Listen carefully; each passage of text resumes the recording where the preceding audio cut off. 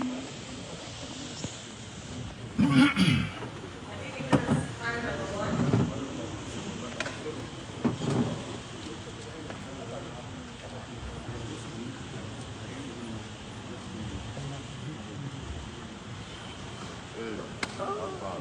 present. I agree to see. You have it. Please quickly call the appeal.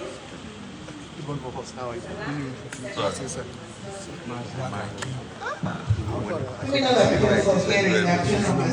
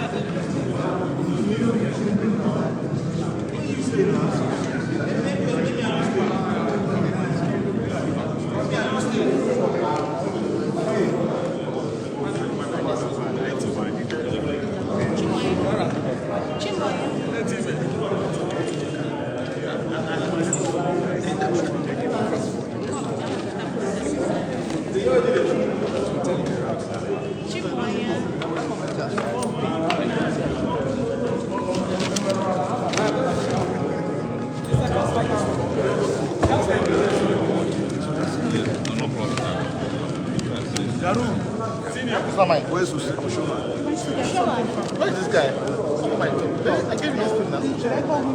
Do you know I'm wearing a dress? Senior comrade. Hey, Kanu?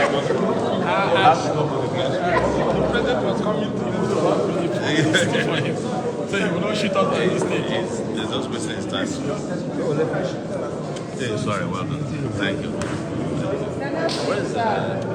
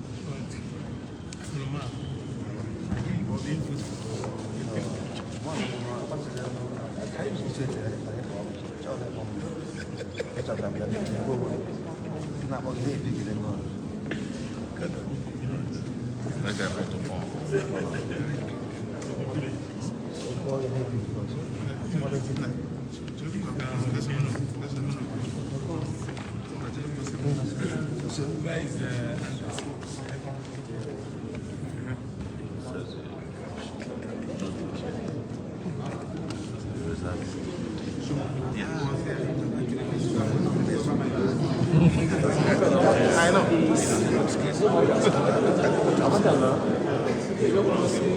Oh, okay.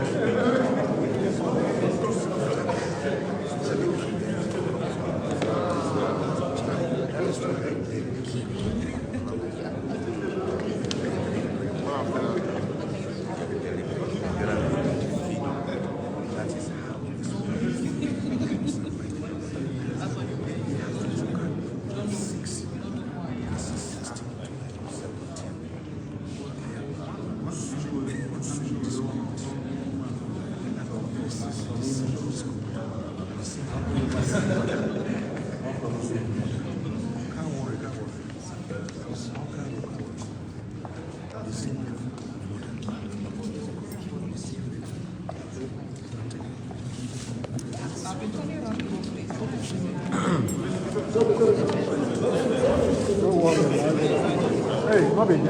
boy, you go inside. You go inside.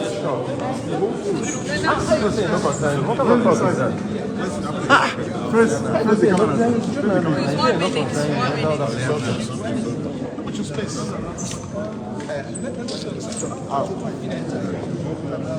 Confident about getting It's been an extensive explanation this morning. How confident are you about judgments at future days? when I handle cases, God is always on the throne. In the case of Nnamdi Kanu, God has taken over the entire proceedings. There's no question about that. We all saw it in court today. The truth is that the lower court tried in striking out 8 out of the 15 amended count charges. But the lower court fell far short in not striking out the remaining 7 counts. And what prima facie, they are dead on arrival, and they were dead on arrival, as I termed them, as dead as dodo. But instead of the lower court striking out the entire 15 count charge and allowing Nnamdi Kanu to go home a free man after the long walk,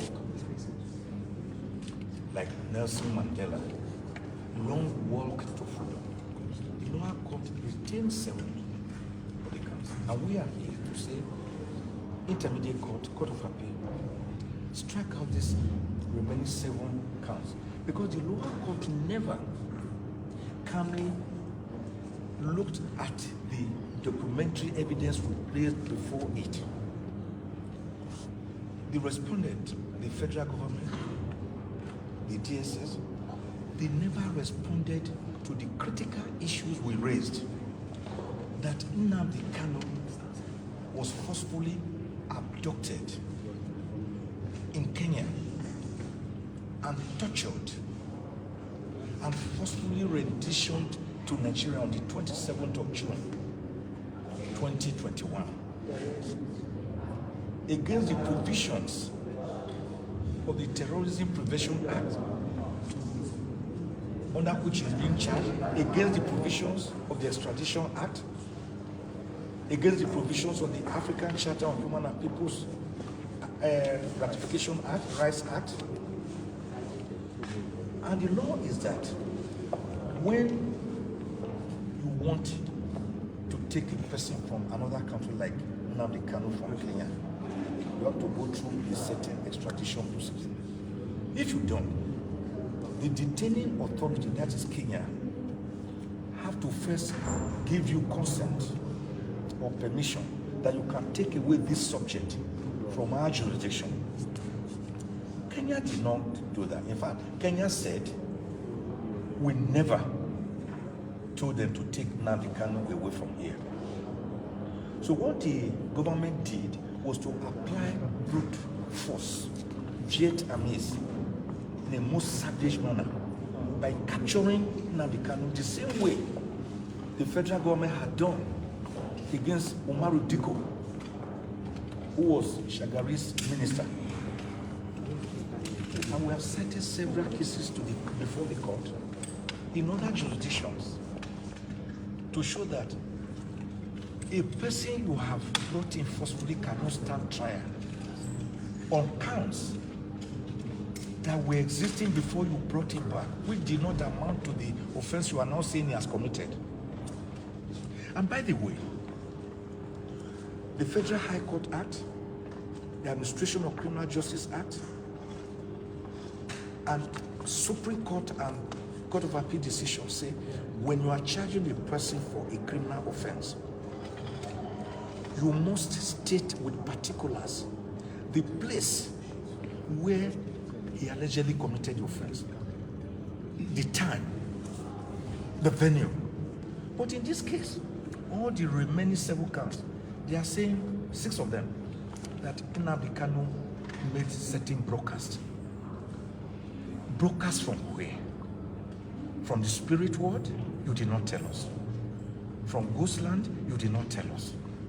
And you know what they did? That was because in our earlier objection to the first charge, where they said he made the broadcast from the United Kingdom, they tried to run away from that by now saying he made the broadcast without stating where he made the broadcast.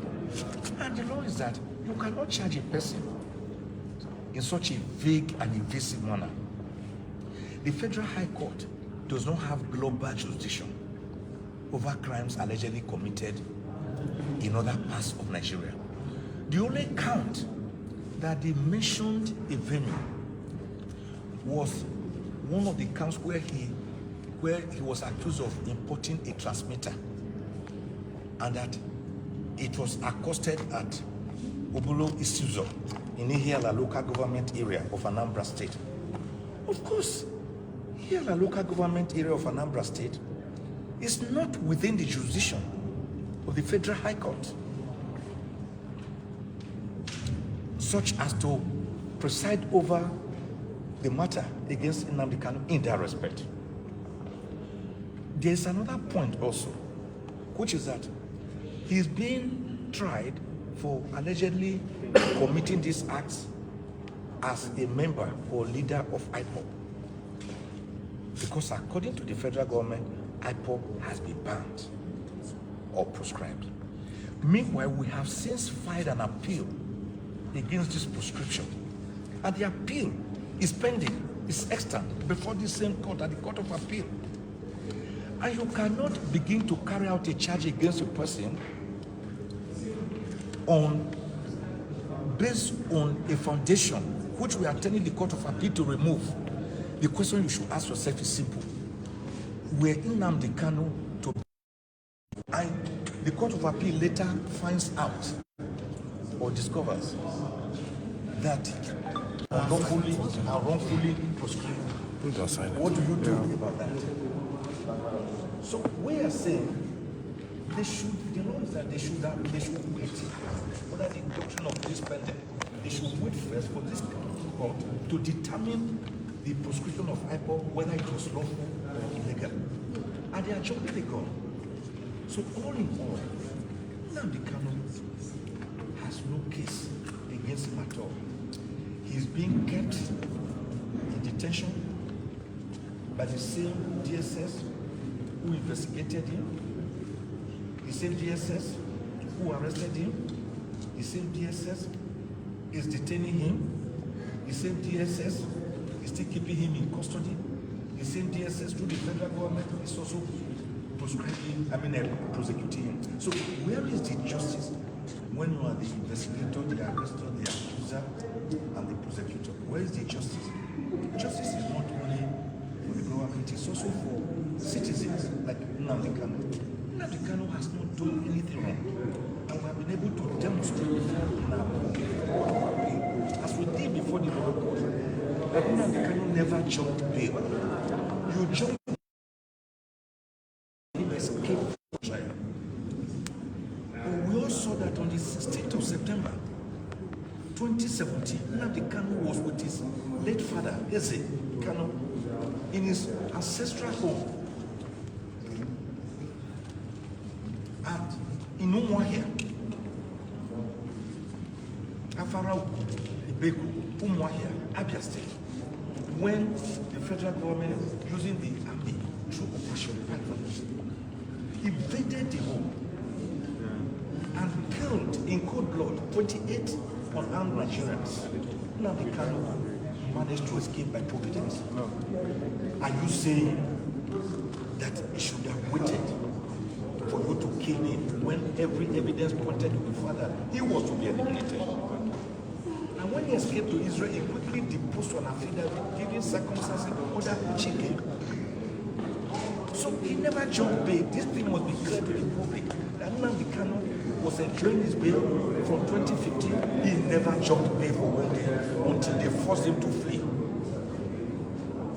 So by the grace of God, this is a case where the justice of the matter points in the direction that the remaining 7 counts charged still pending against Nnamdi Kanu before the lower court, Joseph Netanyahu, will be struck out by this Court of Appeal. And Nnamdi Kanu, after the long walk, will go into freedom and will become a free man. And by the way, it is even advisable that he walks into freedom. Because as we speak today, I read the entire Southeast is in a lockdown. Nnamdi Kanu has therefore become a metaphor for the struggle of a people, the Indigo race, who are saying, according to them, under their name of Biafra, give us self-determination. Self-determination is allowed by all international conventions, even by the United Nations Declaration of Human Rights and United Nations Convention, all the various conventions. Self-determination is allowed. And he's saying, let the people, and he never did that violently. We all saw that IPOB people were always on the street marching, blowing whistle, wearing beret.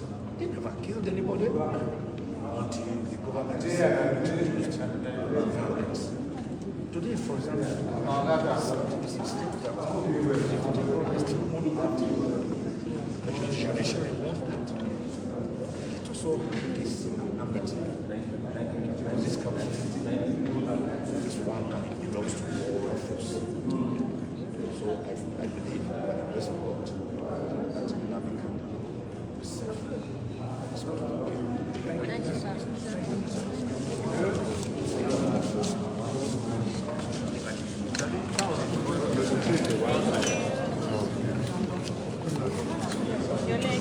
No, that make I want to eat that. I have my mind.